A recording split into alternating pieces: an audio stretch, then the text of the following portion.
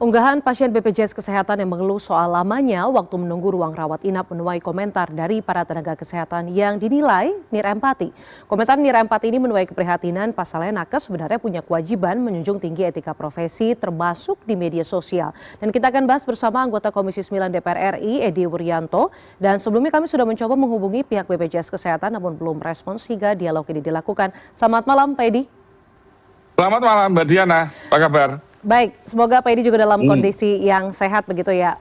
Pak Edi, kalau kita bicara soal fenomena kemarin, insiden kemarin, kondisi sakit ini kan sebenarnya kalau kita sampaikan begitu adalah masa di mana seseorang dalam kondisi rapuh.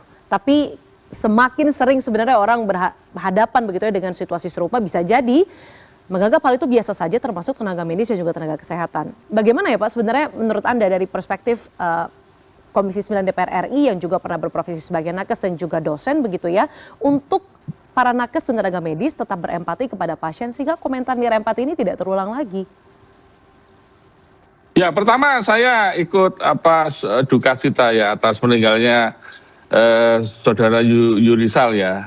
Apapun yang terjadi, memang hubungan antara tenaga kesehatan, dokter, perawat, bidan dengan pasien itu adalah hubungan kontrak sosial profesional ya.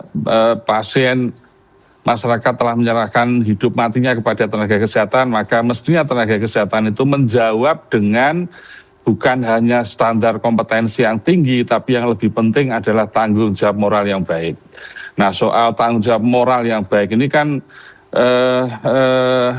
mengandung nilai-nilai kemanusiaan yang tinggi ketika semua tenaga kesehatan memilih profesinya. Nah, karena itu apa yang terjadi pada kasus bullying ini atau kasus nirempati ini pasti terkait dengan standar moral, standar etika yang nanti pasti berdampak pada standar disiplin, bahkan pelanggaran-pelanggaran hukum yang terjadi.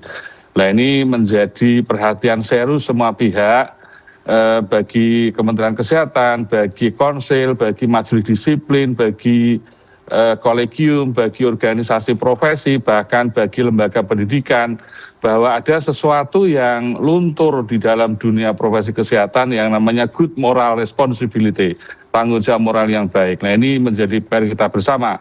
Meskipun di sisi lain saya juga harus menyadari bahwa tenaga kesehatan sekarang ini bekerja dalam tekanan yang tinggi, lingkungan kerja yang buruk, soal beban kerja yang tinggi, soal sarana prasarana yang tidak mendukung, menimbulkan tekanan psikologis yang tinggi bagi mereka selama bekerja, belum termasuk mereka soal kesejahteraan mereka yang mulai menurun, gaji yang menurun, jenjang karier, status pekerjaan mereka yang seringkali ada yang nasibnya masih honorer.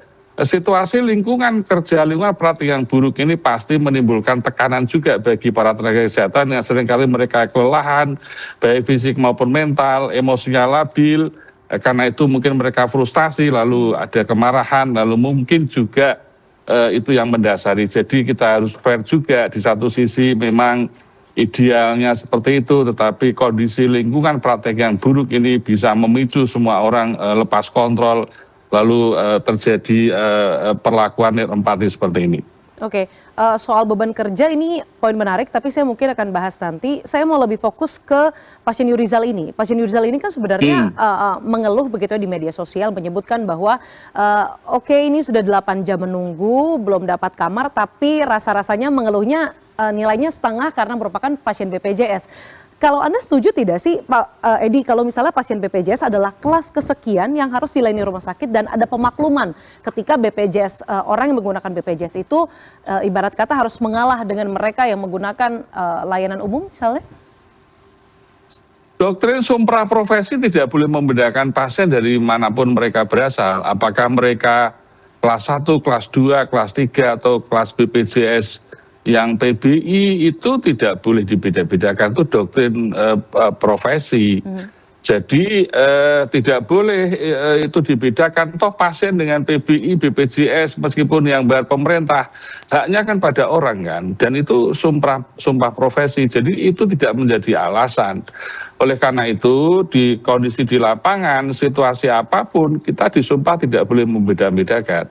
Nah karena itu kan ini soal soal empati, soal perlakuan atau soal tadi yang saya sebut soal standar moral kita, etik kita, ini yang jadi persoalan utama. Jadi apapun kondisinya di lapangan ya semua harus bisa kontrol diri bahwa kita semua didoktrin, semua dokter, semua perawat dan lain-lain ini kan bagian dari tanggung jawab profesional ya. Jadi itu nggak bisa menjadi alasan. Oke. Berkaca lagi dari kasus Yurizal ini sebenarnya Pak Edi, kan disebutkan begitu ya, ada pernyataan dari Konsil Kesehatan Indonesia bahwa rumah sakit yang menangani itu memang dalam kondisi full begitu. Ini semakin menegaskan bahwa Indonesia itu punya level masalah fasilitas kesehatan yang berlapis, termasuk soal pemerataan fasilitas layanan kesehatan. Sehingga dalam tanda kutip ini orang berebut berobat ke beberapa rumah sakit pusat. Apa yang akan Anda dorong ke Kemenkes sebagai mitra kerja Anda untuk bisa mendorong pelayanan pemerataan fasilitas layanan kesehatan sehingga bisa jadi begitu orang tidak perlu berebut kamar lagi, berebut kasur lagi di rumah sakit? Ya, jadi kalau kita lihat dari dimensi universal coverage ya, ketika kita sudah berhasil menjadikan seluruh penduduk menjadi peserta BPJS, lalu pembiayaan kesehatan kita juga semakin bagus. Yang terlambat adalah bagaimana negara kita ini menyediakan layanan kesehatan. Ini persoalan paling serius. Nah, mengapa rumah sakit kita masih terbatas, terutama yang tipe A, tipe B atau rujukan-rujukan yang seperti RSCM, Karyadi, Sarjito, ini hampir setiap hari pasti keluhannya adalah rujukannya tempat tidurnya penuh. Nah, ini menunjukkan bahwa kita belum bisa menyediakan akses layanan kesehatan yang merata di seluruh wilayah Indonesia.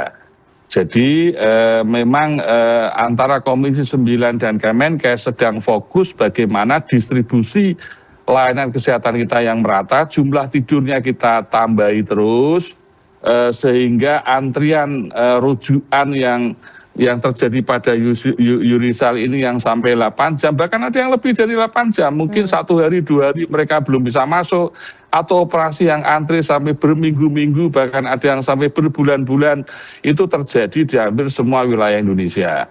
Karena itu kami Menteri Kesehatan itu selalu bagaimana mendorong pertumbuhan rumah sakit baru. Tetapi kita tahu bahwa masalah utama dari sisi SDM itu jumlah dokter spesialis kita yang terbatas. Banyak kita ingin mendirikan rumah sakit tapi dokternya tidak ada. Saya ambil contoh misalnya, saya baru saja dari Labuan Bajo, Manggarai Barat. Sudah ada layanan cath lab tapi di sana dokternya tidak ada, sehingga kerjasamanya belum kerjasama dengan BPJS belum terjadi, dan itu hampir terjadi di semua rumah sakit. Sehingga yang kita lakukan adalah percepatan dokter spesialis ini agar mendukung para bupati, para gubernur, para wali kota yang ingin nambah layanan, ingin nambah rumah sakit, tidak terkendala lagi pada jumlah dokter spesialis. Nah, ini penyebab utamanya. Jadi saya bisa memahami bahwa ketersediaan tempat tidur rumah sakit belum bisa memenuhi harapan seluruh masyarakat Indonesia karena terbatasnya jumlah tempat tidur, dan itu penyebab utamanya adalah jumlah dokter spesialis di Indonesia yang sangat terbatas. Karena fasilitas yang buruk, kemudian sistem layanan kesehatan yang buruk, ini menimbulkan frustrasi. Tidak hanya mungkin menghasilkan komentar nirempati dari nakes atau tenaga medis ke pasiennya, tapi kita juga ingat beberapa waktu lalu ya Pak Edi, ada kasus dokter Ica di NTT bahwa ada pasien yang merasa tidak puas dengan layanan kesehatan, kemudian mengintimidasi beberapa tenaga medis ataupun dokter. Ini kan artinya ketidakadaan empati satu sama lain antara pasien ke nakes, nakes ke pasien ini juga bisa terjadi ketika sistemnya itu buruk. Menurut Anda, kalau dari sisi nakesnya terlebih dahulu, sanksi atau pembinaan seperti apa ya yang harus digembleng, yang harus ditekan supaya latihan empati ini terus ada begitu Pak Edi? Dalam ekosistem pembinaan tenaga kesehatan ya, itu sebetulnya undang-undang kesehatan kita sudah kita rubah. Maka untuk menjadi dokter atau tenaga kesehatan yang lain itu kan melalui serangkaian pendidikan uji kompetensi yang ketat. Bahkan ada beberapa yang sampai tidak lulus itu kan karena soal pencapaian kompetensi dan standar etik moral. Yang kedua, konsil, kolegium, lalu majelis disiplin tenaga kesehatan itu kita bentuk yang dulu di bawah organisasi profesi, kita naikkan di bawah negara agar ada independensi mereka di dalam bekerja. Maka konsil, kolegium, dan majelis tenaga kesehatan ini yang punya wewenang langsung terhadap pembinaan seluruh tenaga kesehatan kita yang ada. Nah, karena itu setiap pelanggaran moral, setiap pelanggaran etika seperti yang terjadi pada kasus Yurizal ini harus ada penanganan etik moral. Siapa yang menangani itu memang majelis disiplin bagian dari Konsil Tenaga Kesehatan Indonesia. Karena itu hati-hati di dalam memberikan sanksi sebelum ada sidang majelis disiplin, dibuktikan dulu secara profesional sesuai dengan standar majelis disiplin apakah mereka betul-betul ada pelanggaran moral dan etika. Kalau memang ada pelanggaran disiplin tenaga kesehatan, sanksi diberikan, bahkan sanksi terberat adalah STR-nya dicabut, surat izinnya dicabut, mereka nggak bisa lagi praktek. Nah, kalau kemudian sampai pada pelanggaran hukum, ya APH yang berjalan, kita nggak bisa lagi mencampuri itu urusan hakim, urusan polisi, urusan jaksa, dan karena itu tenaga kesehatan itu punya resiko masuk penjara gara-gara pekerjaannya. Ini kan bagian dari ekosistem di dalam mencapai tenaga kesehatan di Indonesia yang memenuhi standar kompetensi yang tinggi dan tanggung jawab moral yang baik. Jadi mekanisme regulasi profesi di Indonesia itu sudah mulai berjalan dengan baik. Hanya sekarang kita dorong konsil, kolegium, majelis disiplin ini bekerja secara efisien dan efisien. Kemudian juga organisasi profesi, ID, PPNI, IBI juga harus melakukan pembinaan terhadap anggotanya, jangan sampai mereka melanggar etik dan disiplin. Lalu Institut Pendidikan juga punya tanggung jawab moral yang tinggi juga untuk bagaimana mendidik anak-anaknya ini dibekali dengan tanggung jawab moral dan etik disiplin yang baik. Jadi saya kira ini bagian dari ekosistem dan undang-undang sudah mengatur itu. Tinggal bagaimana implementasinya di lapangan. Oke. Kalau tadi dari segi nakes ataupun tenaga medis ke pasien, kemudian saya mau bahas selanjutnya atau sebaliknya begitu Pak Edi soal pasien ketika mau mengeluh begitu. Apakah menurut Anda keluhan Yurizal di media sosial ini karena absennya pusat aduan para pasien yang mungkin merasa tidak cukup puas begitu dengan layanan kesehatan di rumah sakit yang mereka alami? Ya sekarang kan era keterbukaan informasi di dalam semua dunia digital ya Pak. Semua pegang akses sehingga setiap keluhan, setiap hal yang mungkin dirasakan tidak sebagaimana mestinya orang bebas saja menyampaikan secara media sosial. Tetapi sesungguhnya akan lebih baik kalau setiap dugaan pelanggaran moral, etika, disiplin tenaga kesehatan itu disampaikan melalui kanal yang baik, yaitu majelis disiplin tenaga kesehatan. Nah, majelis disiplin itu akan menangani semua laporan masyarakat terhadap tenaga kesehatan yang dikeluhkan itu. Dia akan memeriksa, memanggil, bahkan melakukan sidang, dibuktikan apakah yang dilaporkan oleh masyarakat itu memenuhi aspek pelanggaran etik disiplin moral. Setelah itu dia akan memutuskan sampai kemudian memberikan sanksi. Itu bagian dari mekanisme internal di Konsil Tenaga Kesehatan. Oleh karena itu saya kira kita harus fair juga. Kita semua menuntut semua dokter tenaga kesehatan itu memberikan pelayanan dengan standar kompetensi dan tanggung jawab moral yang baik. Tapi seringkali dengan berbagai situasi kondisi kita yang tidak memungkinkan mencapai kondisi ideal, seringkali pasien mengeluh, keluarga mengeluh, ya tentu harus disampaikan dengan cara yang baik sehingga semuanya terkomunikasikan dengan baik. Kita harus pahami bahwa malpraktek atau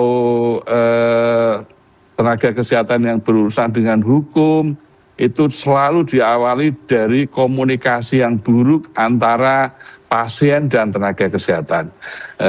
Semua tenaga kesehatan pasti sudah dibekali bagaimana cara berkomunikasi yang terapeutik, karena itu tanggung jawab mereka, tetapi bahwa kita sadar masalah komunikasi antara pasien dan dokter tenaga kesehatan itu masih sering terjadi, yang itu menjadi penyebab utama persoalan layanan kesehatan di Indonesia. Kita harapkan fasilitas layanan kesehatan membaik sehingga sistemnya itu mendorong dan membantu entah itu tenaga kesehatan, tenaga medis, baik itu juga pasiennya itu bisa menjalankan fungsi dan tugas mereka masing-masing. Pasien tidak mudah frustasi, begitu juga dengan nakes dan juga tenaga medis, seperti misalnya beban kerjanya bisa sedikit berkurang gitu seperti yang tadi Pak Edi sempat singgung. Terima kasih banyak Edi Wuryanto, anggota Komisi 9 DPR RI, fraksi PDI Perjuangan. Silakan Pak Edi. Ya tapi apapun tenaga kesehatan adalah kuncinya. Kalau dia mampu menjalin komunikasi yang baik dengan klien,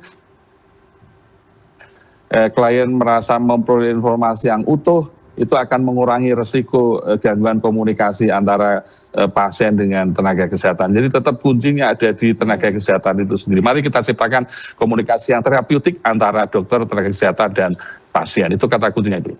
Karena apapun sistemnya kita tahu betul masih ada tantangan dan juga ada kekurangan, sehingga apapun kondisinya bisa mungkin dikomunikasikan dengan baik sehingga tidak ada kesalahpahaman yang menimbulkan kekesalan ataupun frustrasi yang berujung misalnya keluhan di media sosial dan menimbulkan efek domino ataupun masalah-masalah baru. Terima kasih telah berbagi perspektif Anda, anggota Komisi 9 DPR RI, fraksi PDI Perjuangan Edi Wuryanto malam hari ini di CNN Indonesia Prime News. Terima kasih Pak Edi.